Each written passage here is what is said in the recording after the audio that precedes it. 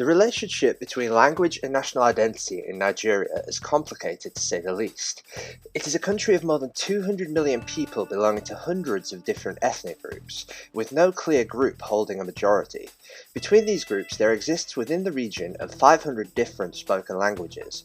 With such diversity among the population, how has national language policy been devised and implemented, and how has it shaped the national identity of the country?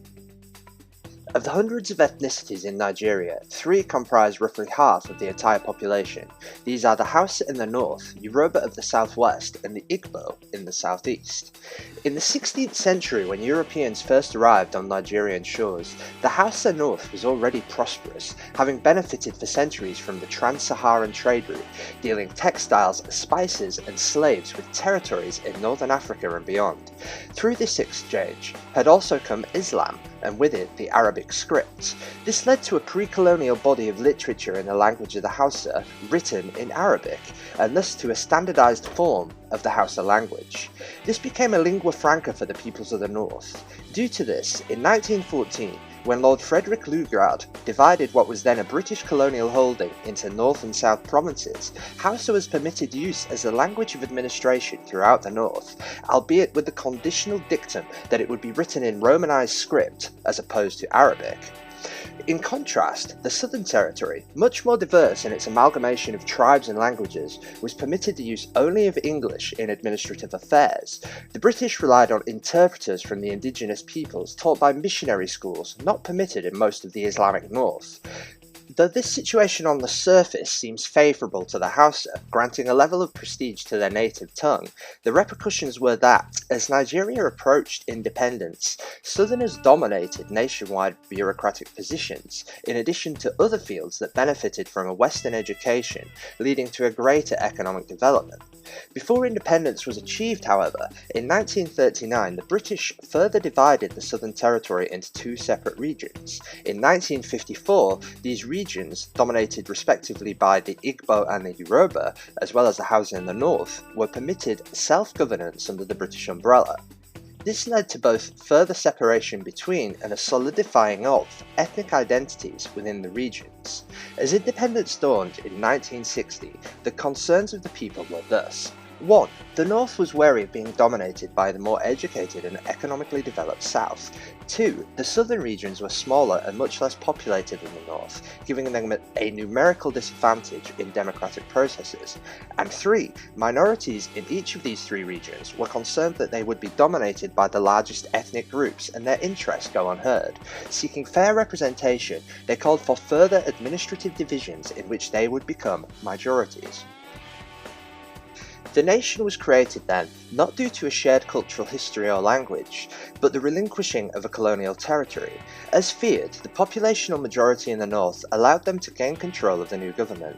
They enacted a policy of northernization, favouring those from the north over those from other regions in government employment, as well as placing restrictions on land ownership and the rewarding of public contracts. This, combined with the perceived appropriation by the north of a disproportionate percentage of resources for its own development, bred an atmosphere of mistrust between the peoples. In this atmosphere, the question of an official national language was raised. The initial constitution specified English to be the medium of parliamentary discussion, yet this was a new Nigeria, in search of its own identity, and much heated discussion was had around the issue. A motion was passed that each of the 3 major languages be developed as candidates, yet, due to the ongoing regional and interethnic tensions, this was never really followed through on. As such, much like the colonial era, only Hausa in the north had much official presence alongside English. In 1966, a group of Igbo army officers staged a coup that led to a civil war. Linguistically, this had the effect of the smaller tribes distancing themselves from the Igbo, and its decline as a second language and lingua franca being replaced in this context most often by Pidgin English or Hausa. In 1970, when the dust finally settled, the country was divided further into smaller states, breaking up the 3 regions and allowing various minorities to escape the political domination of the larger tribes. The 1970s saw an economic boom in Nigeria, and many new schools and universities were established. In 1977, a national policy on education brought the first official policies on language used in schools. It dictated that in the first years of school, children should be taught in their mother tongue or that of the local community. Then, from secondary education onwards, English was to be the language of instruction. It was further announced that every secondary school pupil should additionally learn one of the three major languages to encourage a sense of national unity. Unfortunately, in the 1980s, following the boom, came a depression and further national unrest. The national policy on education therefore failed to be achieved. This is blamed mainly on a lack of resources, be that teachers trained in anything but English or the scarcity of textbooks and materials in Nigeria's many languages. Additionally, many parents, seeing the economic advantages, pushed for an all-English education so as their children might gain an advantage in their prospective careers.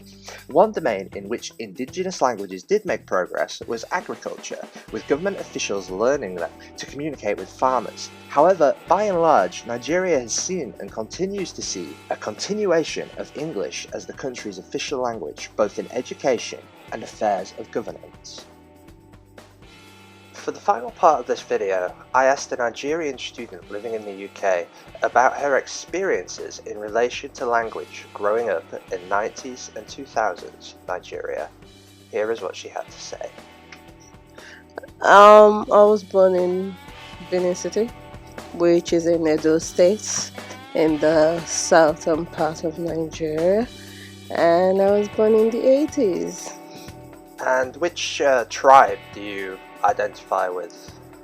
Agbo, but it's not from Edo State, it's from Delta State, which is pretty close to Edo State. It's still in the south. And do you identify more with the tribe or with your state? I would say more with the tribe than the state. Even if I was born in the state and I have lived a long time. I did live a long time in Edo State, but I still identify more with my tribe. And the Agbo tribe has its own language, is that correct? Well, when you say tribe has its own language, I would say that's not correct, because the language is the tribe. That's the way we say it in Nigeria. So you can't really say every tribe has its own language. Rather, you say every state has different languages, actually, not tribe having its own language. And what languages did you speak as a child? As a kid, I spoke Agbo and Pidgin and English. And was that more or less the same for the local community that you grew up in? Yeah, with the local community, I spoke English or the Pidgin, which you call the Nigerian Pidgin. But with my parents, I did speak the three.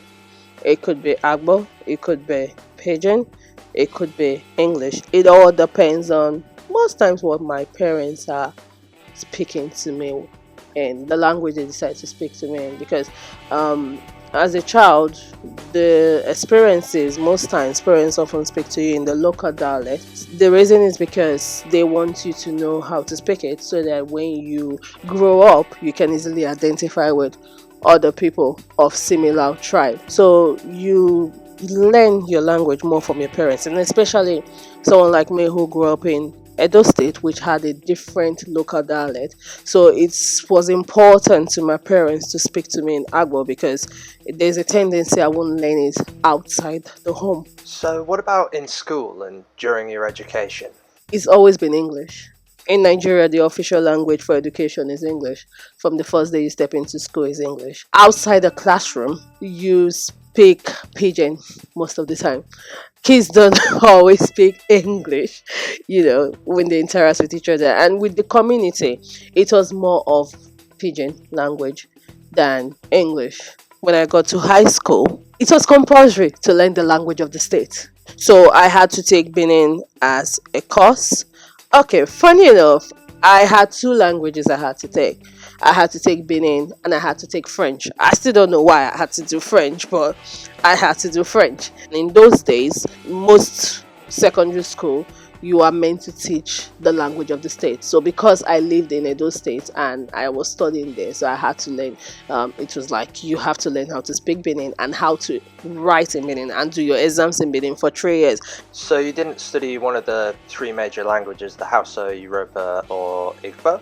No, that would be like, for example, the Igbos would have definitely learned how to speak Igbo in the East. And the thing is, with those three major languages, they don't have an issue, in the sense. The reason why I say that is because, like, for example, in Benin, like when you asked me what language I spoke with, other classmates of mine, and I told you Pidgin.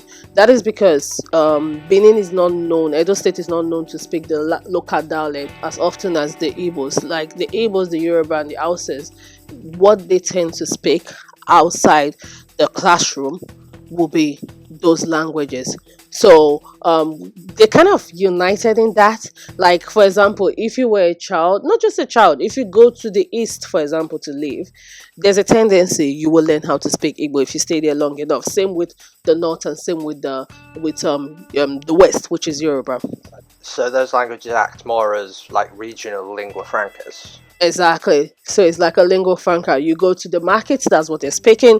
You go to the salon, that's what they're speaking. Even in the transport system, the buses, that's what they're speaking. So they don't speak as much pidgin as we in the south do. The south is the only one that doesn't have, like, will I say, kind of a state or a region identity. Because of that, we speak more of pidgin in the south than other parts of Nigeria. What about your local politicians? What language do they speak? It depends. If, for example, there was like an election coming up, so when they go to the villages, they speak the language of the village to carry out their policy, because there's a tendency that not everybody will probably be able to hear you in English, especially the older ones, not the youths though. Maybe the older ones of 70s, 80s, and all that. It's because some of them probably didn't, learn English because they didn't go to school. Because, like I said, English is what is taught in school, and for most elderly people, they probably will not know how to speak English. So it all depends. If it's the villages, they speak the language so they can understand what they're saying. But if it's the cities, they use English. And in general, the political language is English. Before you said that you identify more with the language than the tribe, is that right? No, the language and the tribe is the same. That's what I said. Right. We don't separate it. The language is the tribe is the language is the tribe. But what I was saying was, I don't identify the tribe. I identify more with the tribe than the states. Even if an Igbo man was born in Lagos, and Lagos is way over in the west, right? Yeah, exactly. So far from the east. If he was born in Lagos, it doesn't matter that he was born in Lagos. That child will still know how to speak Igbo.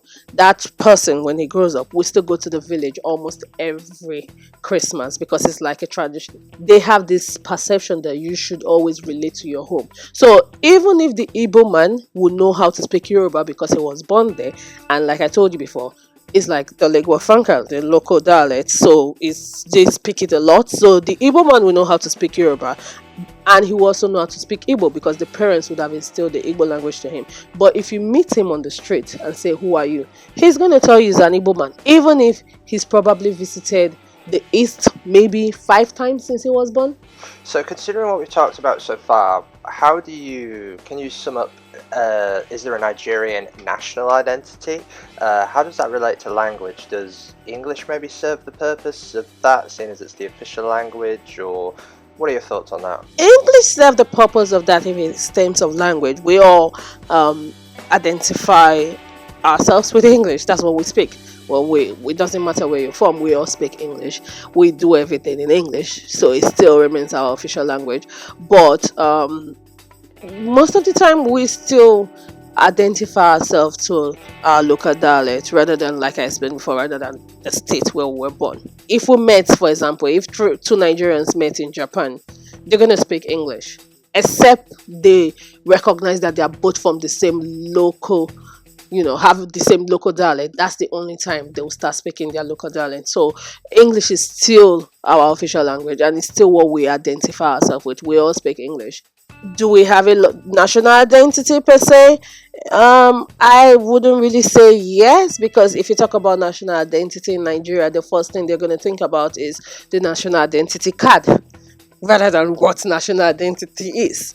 It must sound funny, but it is what it is.